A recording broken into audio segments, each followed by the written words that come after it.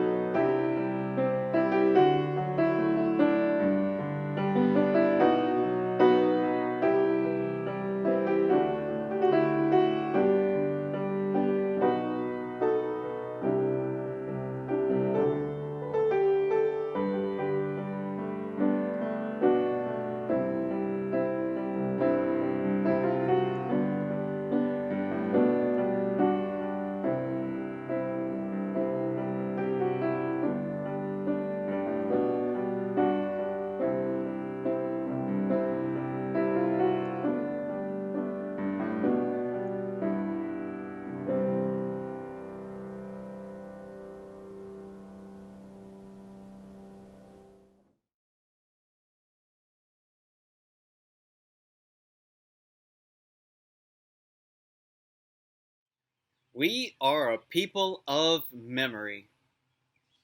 As inheritors of our ancestors' legacy, we hold their stories tenderly, gleaning wisdom from diverse journeys, united in hope for the future.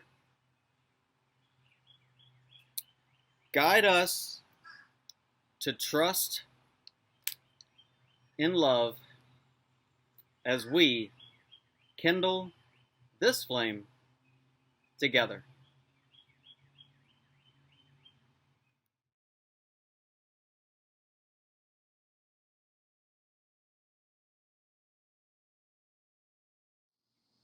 What we remember matters, and who we remember matters, and how we remember them matters. Our history carries us like a river, moving us forward in time, the river at our backs, and as we walk forward in that river, we are carried by its tide. We can't be separated from our history behind us because our history carried us here to where we are today. What we remember matters because we are woven up in it, inside that web of history that continues us to today, but also weaves us into making a future together. Who we remember matters because that memory ensures that our ancestors, who devoted, risked, and at times exchanged their lives for justice, did not die in vain.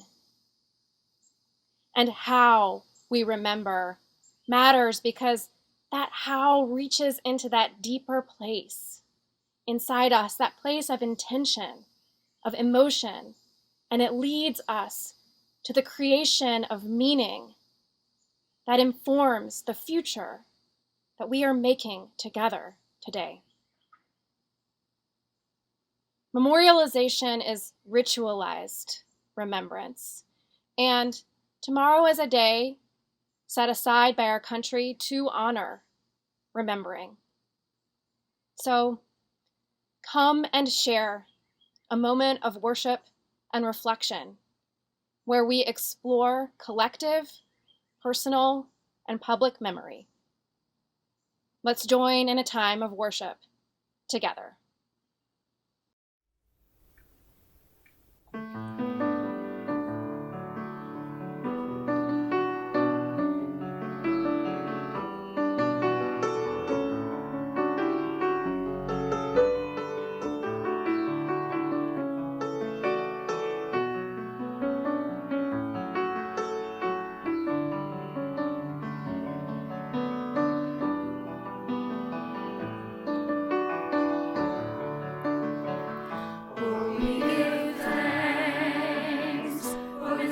Precious day, for our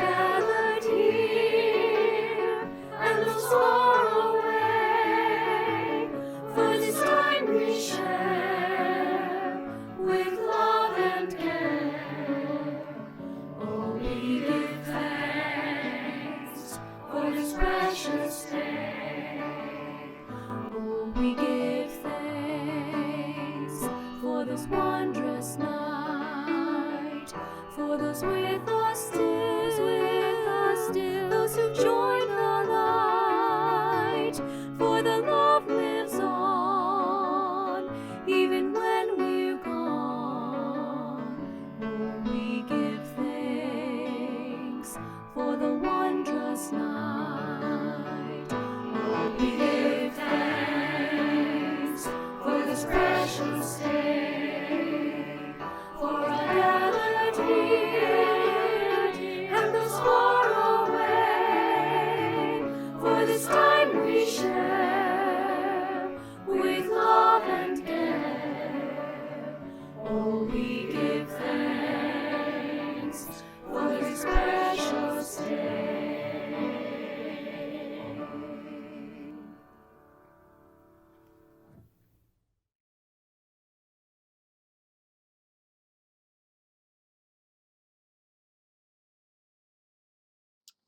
This prayer for peace in Israel and Palestine was written by Steve Pollock. It is called Pillars, a Prayer for Peace. A pillar of cloud has become the Iron Dome. Pillars of supersonic fire ignite sleepless nights. Father Abraham defeated kings, washed the feet of angels, argued for lives, righteous lives, though he knew them not. Can nations of descendants cease provocations, seething hate, man-made chariots of destruction? Innocents lay buried in caves, trust sacrificed on false altars, hope like beating hearts turned to stone. Where are leaders with courage of soldiers, compassion of their people? When will we speak wisdom of ancestors, share the shade of olive tree? Fragrant desert flowers open to persuading moonlight, midnight blooms unexpected, new life born on ancient land. Shalom, salam. The only victory for children and grandchildren. Pray this truth to the one we know by different names. Amen.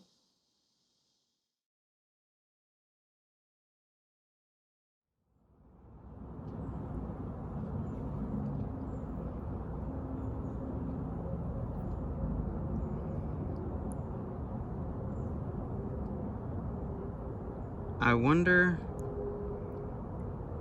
if Earth created a memorial for humans, what would it be?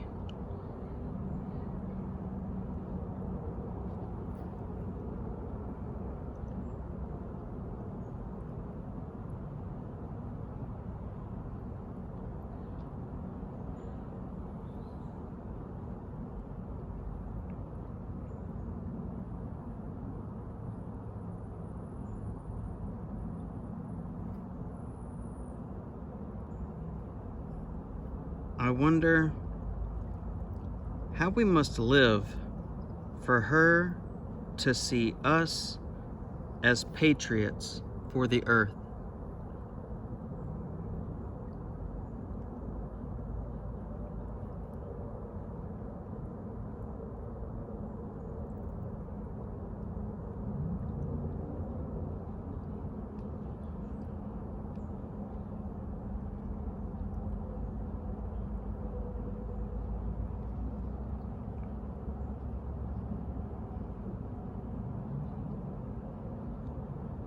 Imagine being a patriot for Earth,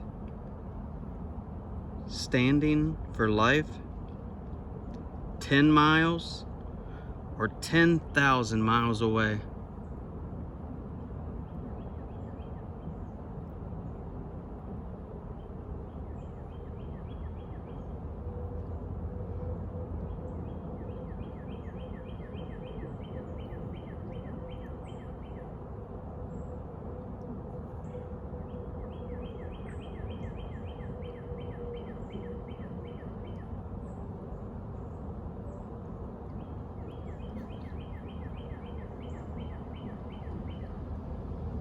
I wonder if humans can live in harmony with each other to create a more harmonious world.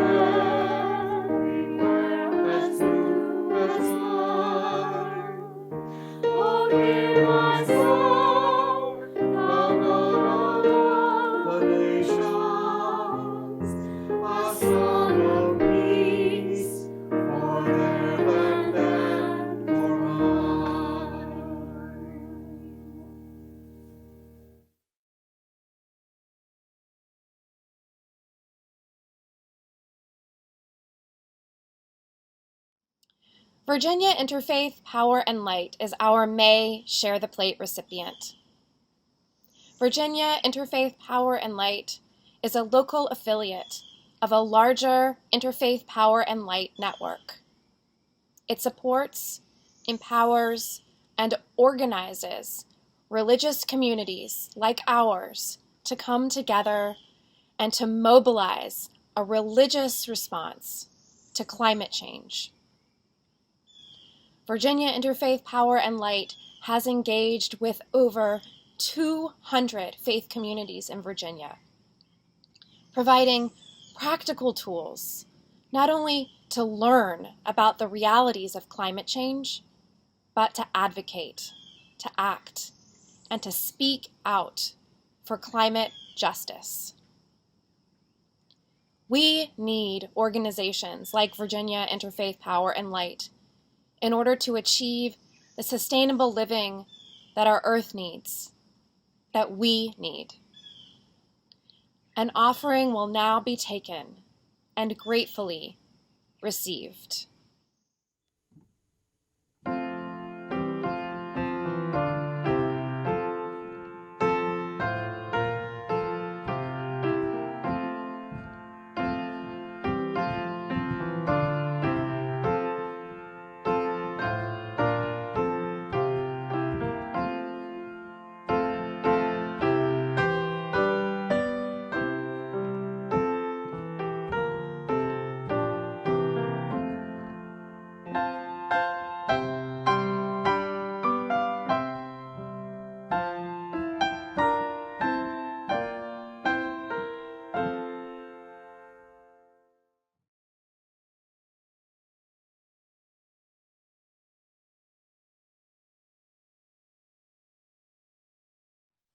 The young dead soldiers do not speak. Nevertheless, they are heard in the still houses. Who has not heard them? They have a silence that speaks for them at night and when the clock counts. They say, "We were young, we have died. Remember us." They say, "We have done what we could, but until it is finished, it is not done." They say, "We have given our lives, but until it is finished, no one can know what our lives gave." They say, "Our deaths are not ours, they are yours. They will mean what you make them." They say, "Whether our lives or our deaths were for peace and a new hope, or for nothing, we cannot say. It is you who must say this." They say, "We leave you our deaths. Give them their meaning. Give them an end to the war and a true peace. Give them a victory that ends the war and a peace afterwards. Give them their meaning." We were young, they say. We have died. Remember us.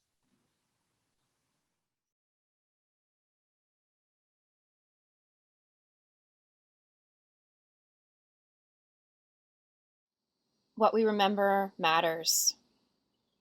Who we remember matters, and how we remember them matters.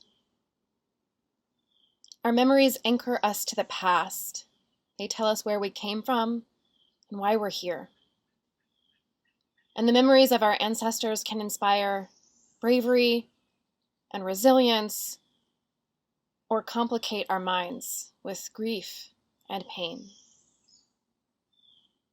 Memory is not fixed, it's actually malleable, and memorialization is a way to harness our individual and collective powerful memories, to summon our ancestors into present conversation and forge new relationships with ancient stories. Remembering is active. Remembering is a verb, and memorialization is something that we actively do together. Forgetting is another verb, and what we forget is just as important as what we remember. And so it's important to help one another select our memories and those things that we let die. As I prepared to preach for this Sunday's Memorial Day service, I did so much searching. I had so many conversations with all of you, with myself, about what this holiday means to you and to our country, and what it's meant in the past and what it means today, and there's a whole spectrum of meaning here. For me, personally, Memorial Day will always remind me of my father, because it meant a lot to him. Memorial Day was a day where he always called the family together to honor the ancestors that shared the ancestral graves near the church where he grew up and his father grew up. And they would just get together, have some food, go out and decorate the graves. He remembers from his childhood his ancestors doing this, pulling up lawn chairs, maybe somebody bringing lemonade or a cake, great-grandma Leona sitting around telling stories right there in the cemetery, bringing probably wildflowers wrapped in newspaper because they didn't have those fancy floral arrangements back then like we often see today. You all have your own memories of Memorial Day. Maybe some memories like that, maybe some memories that are really different, but you have your own relationship with the holiday. And that's okay. That's what happens when we have holidays that we all honor collectively. There will be different expressions of those, but it was important to me to understand where this holiday came from. There are lots of ideas about what the first Memorial Day was, but I actually found that original day, now, of course, we've celebrated and honored ancestors way back in the history of humanity, humankind, but that original day, that original Decoration Day, and those periods of years where Decoration Days arose in America and led to Memorial Day being made a national holiday, was very interesting bit of history to unearth. So Decoration Day, a day to celebrate ancestors and decorate their graves, was most specifically connected to decorating the graves of those who'd lost their lives in our Civil War. And actually, that first Decoration Day was specifically connected to honoring the graves of Union soldiers who gave their lives for African American freedom from slavery. So let me tell you about that particular first Decoration Day and how I found out about this history, because I think you'll find it interesting. So I found this history through a sermon by Dr. Lori Kinshaft, a fellow UU, and a woman with a doctorate in American history. But Dr. Kinshaft didn't hear this story within the halls of academia during her doctoral studies, because that's how far this story was buried, and it needs to be unearthed, in her opinion, and I'm sure in ours once you hear the story. I think you'll agree with me. She learned about this story through the work of historian David Blight in his book, Race and Reunion: The Civil War in American Memory. In it, Blight recalls America's first Decoration Day as a day of memorialization and remembrance. Imagine it with me. It's May Day. May 1st, 1865, Charleston, South Carolina, and 10,000 people have gathered to decorate the graves of Union soldiers who've died as prisoners of war in Charleston, prisoners of the Civil War. In the days leading up to this powerfully symbolic event, this first Decoration Day, over 250 Union soldiers' bodies were unearthed from a mass grave where they'd been buried together and properly reburied. The throng of 10,000 who gathered to honor them and those who did the work to rebury them were mostly Black, mostly formerly enslaved, and they gathered to honor these soldiers' lives and the freedom that they died for. At 9 o'clock in the morning, the procession began with 3,000 Black school children carrying armloads of roses and singing John Brown's Body together. Following the children were 300 Black women carrying baskets of flowers, wreaths, and crosses, and behind the children and the women came a procession of Black men representing the Mutual Aid Society, marching in cadence with one another, followed by throngs of Black and white citizens, all carrying flowers to decorate the beloved martyrs' graves. And while the adults marched round the graves, throwing flowers until not an inch was left uncovered, the children gathered in a nearby grove and kept singing. They sang patriotic songs of hope, like some of the patriotic songs that you and I may know for America today. And while the children were singing and after the flowers had been thrown, the ministers of all of Charleston's Black churches were the ones to officially dedicate the cemetery with their prayers. This public dedication declared the meaning of the war in the most visible, public way possible. It reminds me of Dr. Cornel West saying, "Justice is what love looks like in public." They made their love public. They made their love known. And when the ceremony was finished, a local paper reported that the holy mounds, the top sides, and the spaces between them were one mass of flowers. Not a speck of earth could be seen. And as the breeze wafted the sweet perfumes from them outside and beyond, there were a few eyes among those who knew the meaning of the ceremony that were not dim with tears of joy. Remembering. Remembering. It's a sacred act, and through it, we are able to gather up the bones from the past, to dig up the graves that were disrespectfully created, to dismantle old wounds and recreate, sanctify, and reunite our hearts with what matters. Remembering is not just about the past. Through it, we create the world anew. Remembering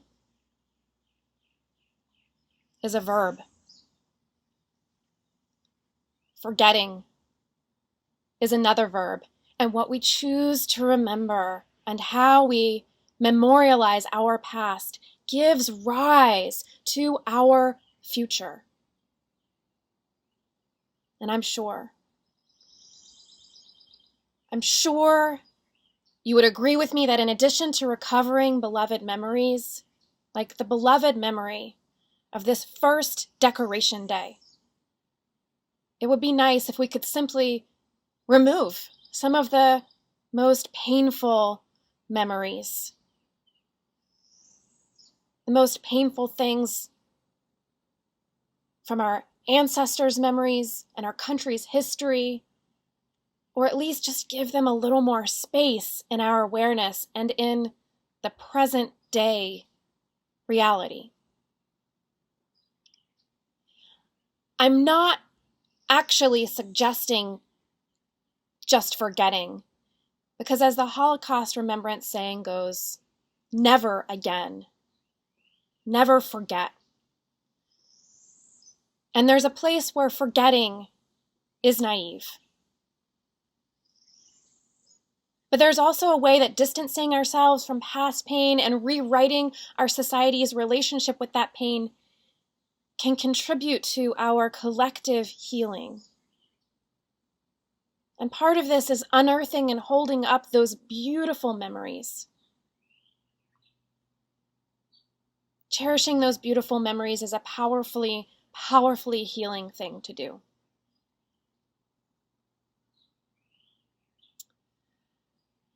But let's talk another moment about forgetting. Over the past year in Richmond, monuments to the Confederacy have fallen, and the face of Monument Avenue has changed. And of course, the memories that these monuments represent or represented are still part of our collective memory. The stories of our Civil War, the fallen bodies, the broken families, and the nightmarish acts of injustice to African American families that led us to that place are pieces of history still so present that it would be false to call them truly past. These monuments are not the only monuments that have fallen. They're not the first, and they won't be the last. Rebecca Solnit has written about this in an essay called The Monument Wars. And in her essay, she asks, what is the whole truth? How do we reach it? In the Monument Wars, she says, we excavate our history like an archaeological site, and we have the chance to arrive at new conclusions, to nominate new heroes, to rethink the past and reorient ourselves with the future. Now, it would be impossible and unwise to erase all signs of the ugliness of this country's past, she states. But we who hope to create beauty today, while so doing, we can be aware from that ugliness that as human beings, we will have our own failings, some that we can see and some that we can't. And hold with our hope for creating beauty just a little humility, but yet still strive to create that beauty anyway. Because who is remembered and how and who decides are very important political questions for us to wrestle with, and it's important that we do that even if we can't do it perfectly. So, friends, let's lay claim to our past in this present moment and embrace the rituals of memory that we can create together today and in our own lives. What will your ritual of memory be? How does ritualizing memory serve you and serve us as a community? And how does it serve our world? Let's continue to do this work together, to reach back into the past and make meaning from it, and not let these most beautiful memories die. Let's reclaim the lost memories when we can and learn from them and cherish them and sing them into being. Let's scatter flowers on our ancestors' graves and honor those who gave their bodies and lives for the cause of liberation, yesterday, today, and tomorrow. Beauty is possible from brokenness. Death is a part of life, and so is remembering. The choice of how we remember is up to us. On this Memorial Day, may we honor that first Decoration Day, that May Day, when Black people showed America how to honor the broken bodies of those who died for all of our freedom, and in so doing, filled the cracks of the brokenness with countless flowers and the sweetness of true love. Decorating the graves of the fallen was not a way and is not a way to glorify war. It is a way to honor life and honor the broken and become whole again. We have died, they say, but our deaths are not ours. They will mean what you make them. I'd like to invite us into a moment now of meaning making. In your mind's eye, close your eyes if you feel comfortable.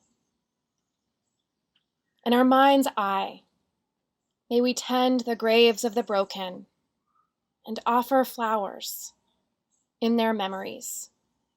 Whose graves will your heart scatter flowers on today?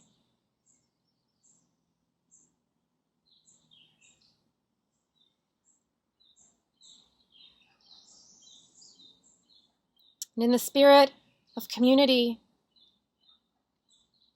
slowly open your eyes, and if you'd like, I'd like to invite you to share in the chat whose graves you're scattering flowers on today. In so doing, let's sanctify this moment and make it one of holy remembering. Singing is another way of sanctifying a moment, and as we continue to meditate and share together, we will now listen to a song written by Jean Shear called American Anthem, as sung by our own Rick Williams.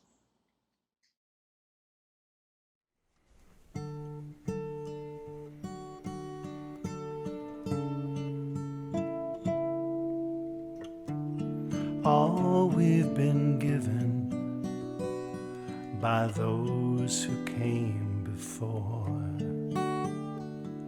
the dream of a nation where freedom would endure, the work and prayers of centuries have brought us to this day.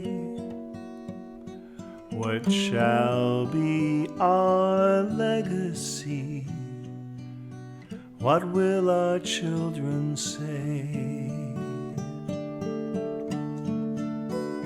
Let them say of me, I was one who believed in sharing the blessings I received. Let me know in my heart when my days are through. America, America, I gave my best to you.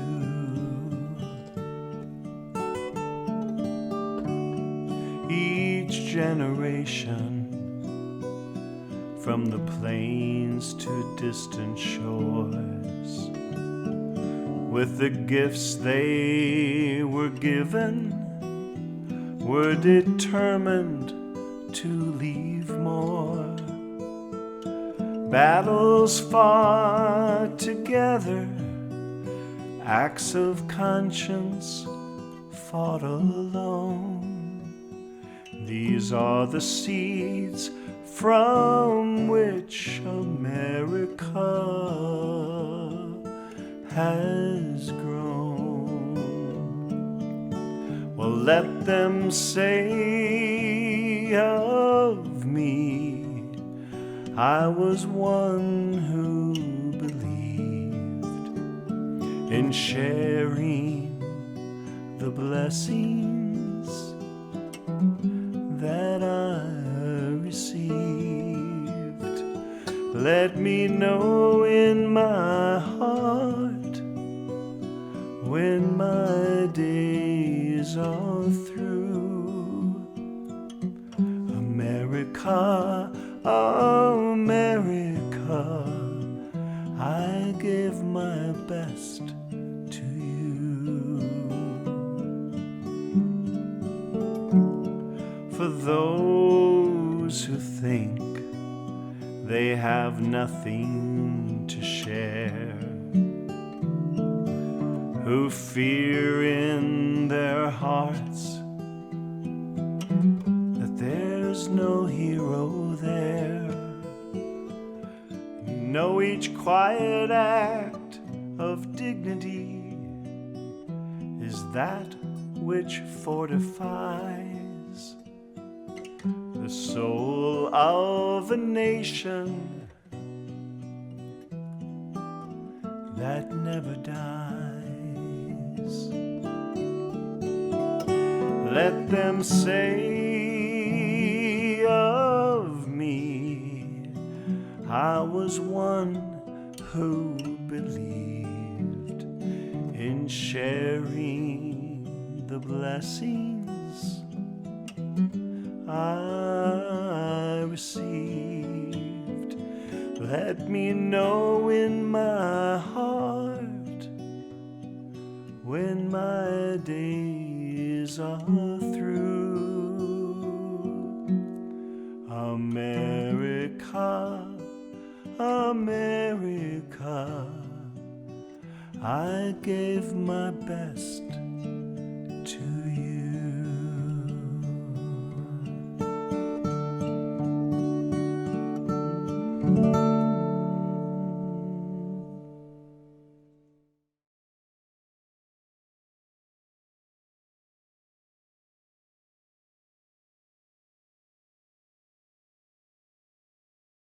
May our eyes remain open, even in the face of tragedy. May we not become disheartened. May we find in the dissolution of our apathy and denial the cup of the broken heart. May we discover the gift of the fire burning in the inner chamber of our being, burning great and bright enough to transform any poison. May we offer the power of our sorrow to the service of something greater than ourselves. May our guilt not rise up to form yet another defensive wall. May the suffering purify and not paralyze us. May we endure. May sorrow bond us and not separate us. May we realize the greatness of our sorrow and not run from its touch or its flame.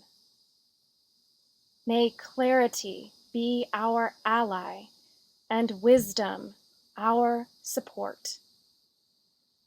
May our wrath be cleansing, cutting through the confusion of denial and greed, and may we not be afraid to see or speak the truth. May the bleakness of the wasteland be dispelled.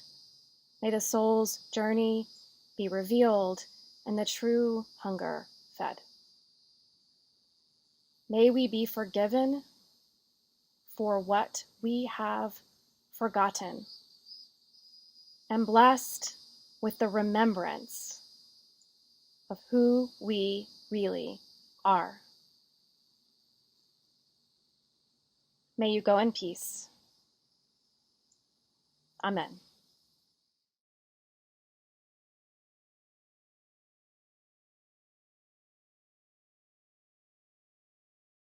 We extinguish our chalice with these words from Kimberly Quinn Johnson. Hush. Somebody's calling your name. Can you hear it? Calling you to a past not quite forgotten. calling us to a future not fully imagined? Hush. Hush. Somebody's calling our name. What shall we do?